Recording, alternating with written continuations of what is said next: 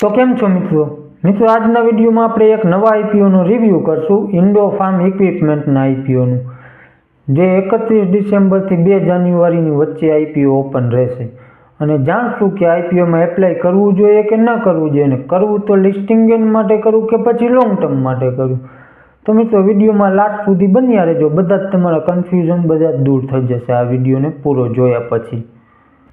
તો સૌથી પહેલાં મિત્રો આનું ગ્રે માર્કેટ પ્રીમિયમ જોઈએ તો અત્યારે ગ્રે માર્કેટ પ્રીમિયમ 39% આસપાસ ચાલે છે, એટલે કે અત્યારે તો ડિમાન્ડ સારી છે. બાકી જીએમપી માત્ર અંદાજો જ હોય છે, તેના પૂરા ભરોસે ક્યારેય ન રહેવું, કારણ કે એ ઉપર નીચે થતું રહેતું હોય છે. પછી મિત્રો હજી એન્કર લિસ્ટ હજી આવવાની બાકી છે. બાકી કંપનીની ડિટેલ વિશે જાણીએ કે કંપની શું કામ કરે છે. તો કંપની 1994માં ઇન્કોર્પોરેટ થઈ હતી, એટલે લગભગ 30 વર્ષ જેવું થઈ ગયું છે કંપનીને પોતાના સેક્ટરની અંદર, એટલે કે કંપનીને સારો અનુભવ છે પોતાના સેક્ટરમાં. મિત્રો આ કંપની ટ્રેક્ટર પછી ક્રેન એવું બધું મેન્યુફેક્ચરિંગ કરે છે. તેના સિવાય એગ્રીકલ્ચરને રિલેટેડ મશીનરી પણ બનાવે છે, જેમ કે રોટાવેટર હોય, હાર્વેસ્ટર હોય, તે બધું પણ બનાવે છે.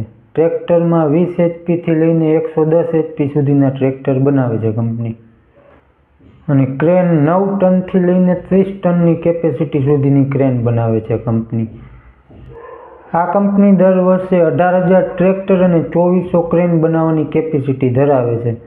બાકી કંપની જે તેને લગતા મશીનરીમાં જે ઉપયોગ થતા હોય, ગિયરબોક્સમાં કે એન્જિનમાં કે એના પાર્ટ હોય, એ બધું કંપની પોતે જ મેન્યુફેક્ચર કરે છે.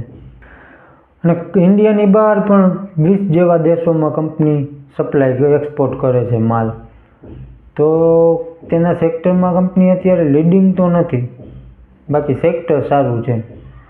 ત્યાર પછી મિત્રો એના ફાઇનાન્શિયલ જોઈએ તો 2022થી 2024 સુધીના આપવામાં આવ્યા છે, અને તેમાં FY25ના એક ક્વાર્ટરના 30 જૂન 2024 સુધીના આપવામાં આવ્યા છે.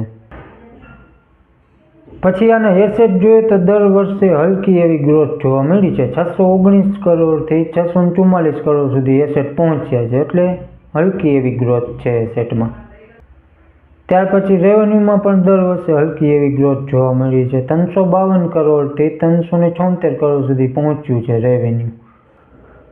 પ્રોફિટ આફ્ટર ટેક્સ 13.72 કરોડથી 15.6 કરોડ સુધી પહોંચ્યો છે, એટલે આમાં પણ હલકી એવી ગ્રોથ જોવા મળી છે. બાકી પ્રોફિટ માર્જિન કાઢીએ તો લગભગ 4.5% આસપાસ નીકળીને આવે છે.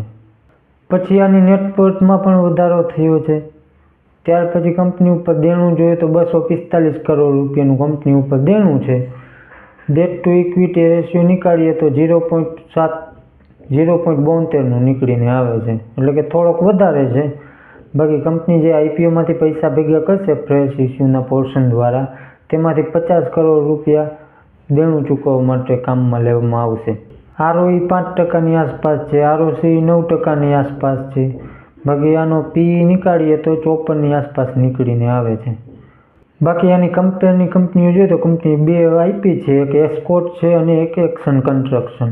તો તેનો પી જોઈએ તો 36થી 46ની વચ્ચે નીકળીને આવે છે, એટલે પી પ્રમાણે જોઈએ.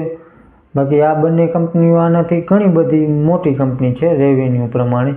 બાકી તે પ્રમાણે જોઈએ તો વેલ્યુએશન ઘણી મોંઘી લઈને આવી છે કંપની પી પ્રમાણે જોઈએ તો. પછી પ્રાઇસ ટુ બુક આનો 2.55નું નીકળીને આવે છે. બાકી આની કંપેરની બંને કંપનીઓનો જોઈએ તો 2.28થી 10.23ની વચ્ચેનું આવે છે, એટલે પ્રાઇસ ટુ બુક પ્રમાણે વેલ્યુએશન ઠીક દેખાય છે. પછી આઈપીઓની ડિટેલ જોઈએ તો 31 ડિસેમ્બરથી 2 જાન્યુઆરી સુધીની વચ્ચે આઈપીઓ ઓપન રહેશે. ફેસ વેલ્યુ છે ₹10 પર શેર. પ્રાઇસ બેન્ડ રાખવામાં આવ્યું છે ₹204 થી ₹215 વચ્ચે. બાકી 69 શેરનો એક લોટ છે. ટોટલ ઇસ્યુ સાઇઝ 260 કરોડ રૂપિયાની છે. તેમાંથી ફ્રેશ ઇસ્યુ 185 કરોડનો છે અને ઓએફએસ છે 75 કરોડનો. રિટેલ પોર્શન રાખવામાં આવ્યું છે 35%નું ને લિસ્ટિંગ ડેટ છે 7 જાન્યુઆરી. તો મિત્રો આ થઈ ગઈ પૂરા આઈપીઓની ડિટેલ. હવે આવે સૌથી મેઇન સવાલ કે આઈપીઓમાં એપ્લાય કરવું કે નહીં, અને કરવું તો લિસ્ટિંગ ગેઇન માટે કરવું કે પછી લોંગ ટર્મ માટે કરવું. બાકી મિત્રો બધું જ હું તમને જણાવીશ, પણ ડિસિઝન તમારે તમારું રિસ્ક અને તમારું એનાલિસિસ લગાવીને જાતે લેવાનું છે. તો મિત્રો સૌથી પહેલાં લિસ્ટિંગ ગેઇન પ્રમાણે જોઈએ તો પહેલું છે જીએમપી. તો કે જીએમપી અત્યારે ડિમાન્ડ સારી ચાલે છે જીએમપીમાં. બાકી જીએમપી માત્ર અંદાજો જ હોય છે. ત્યાર પછી છે એન્કર લિસ્ટ, તો કે એન્કર લિસ્ટ હજી આવવાની બાકી છે. થર્ડ છે આપણું સબસ્ક્રિપ્શન, તો એ પણ હજી ચાલુ થયા નથી. ચોથું છે વેલ્યુએશન, તો વેલ્યુએશન ઠીક છે, સસ્તી નથી. બાકી લિસ્ટિંગ ગેન માટે હજી રાહ જોવી વધારે સારું રહે, ઉતાવળ ન કરવી એપ્લાય કરવા માટે. બાકી ડિસિઝન તમારે જ લેવાનું છે. ત્યાર પછી મિત્રો લોંગ ટર્મ પ્રમાણે પોઝિટિવ અને નેગેટિવ બંને જોઈ લે. તો સૌથી પહેલાં આપણે નેગેટિવ જોઈએ, કારણ કે પોઝિટિવમાં એવું કંઈ ખાસ એટલા બધા છે નહીં. તો મિત્રો નેગેટિવમાં સેક્ટર તો સારું છે, પણ હાઈ કોમ્પિટિશનવાળું સેક્ટર છે. ત્યાર પછી કંપનીના ફાઇનાન્શિયલમાં પણ કાંઈ એવું ખાસ છે નહીં. ત્યાર પછી ROE ROCમાં પણ ઓછી છે, વેલ્યુએશન પણ સસ્તી નથી. બાકી કંપની પોતાના સેક્ટરમાં લીડિંગ પણ નથી, ઘણી નાની કંપની છે બીજી કંપનીઓ કરતાં. ત્યાર પછી મિત્રો પોઝિટિવ જોઈએ તો કંપની ફ્રેશ ઇશ્યુનું પોર્શન સારું લઈને આવી છે. તેમાંથી કંપની દેણું ચૂકવવાની છે, એક ક્રેન માટે નવું યુનિટ લગાવવાની છે, મેન્યુફેક્ચરિંગ યુનિટ.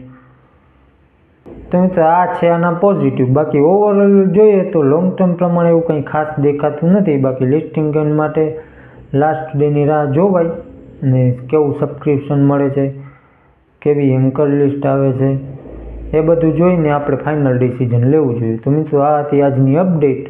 વિડીયો સારો લાગ્યો હોય તો એક લાઇક કરી દેજો, ચેનલમાં નવા હોય તો સબસ્ક્રાઈબ કરી દેજો. બાકી મળશું નેક્સ્ટ વિડીયોમાં.